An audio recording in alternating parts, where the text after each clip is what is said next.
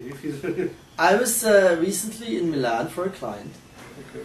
and I'm walking along this quarter where they have all the fashion brands, and I realize how totally over these mega fashion brands are. I mean, they have a Dolce & Gabbana store, and then they have another one, and then they have another one, and then you go around the corner, and there's another Dolce & Gabbana, and there's another Gucci and Prada, and this sort of mega branding with fashion is just totally over, I think.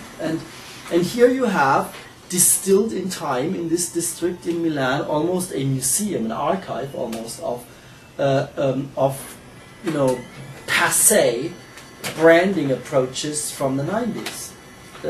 I completely agree with you. I mean, Dolce & Gabbana and Versace are completely done, I think. And it's funny you should mention that they have stores all over the place, because our colleagues from up would argue in favor of putting, game theorists would argue putting stores everywhere you can to crowd the competitive space and block out the competition.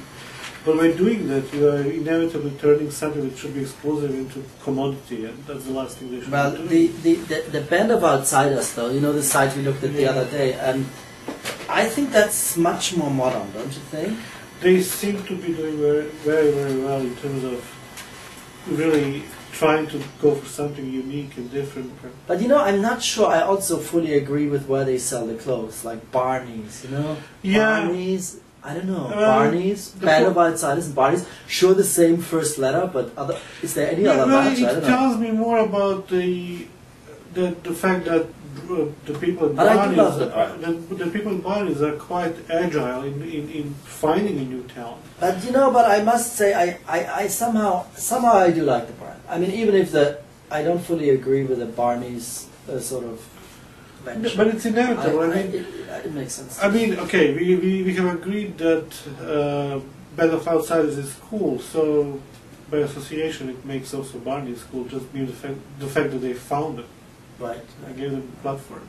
I mean, you cannot avoid certain necessities, certain rules of distributing your products. So there are not that many avenues. You know, when I was having the same sort of conversation, one of the clients said, "But what does all of this have to do with vehicle?" With vehicle.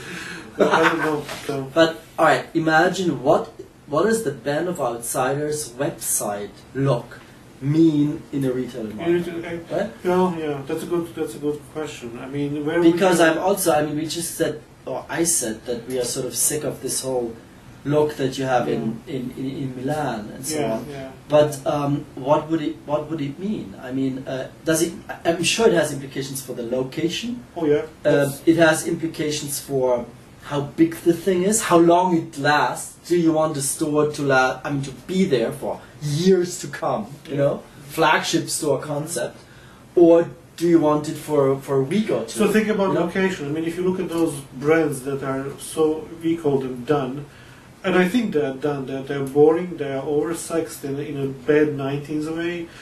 And if you look at their locations, it would be Madison Avenue in the 70s and the 60s, or West Broadway in Soho. So there is, in those places you would look for those stores. Now, where would you look for? Well, Ginza in Japan too, same sort of thing. But I mean, or make it worse in a way. Make it worse. Make it a little bit cool, like Prada was doing in the Omotesando intersection, you know, in Aoyama. Yeah. I mean, ridiculous. Yeah. So to explore the notion of what a truly modern, contemporary brand, non-brand means for retailing and for websites in the year 2008, going forward for a couple of years, I think is a good idea. Yeah. Suppose, I mean, Band of Outsiders is your client. What would you tell them? I mean, in terms of location? I would tell them, don't go into retailing at all.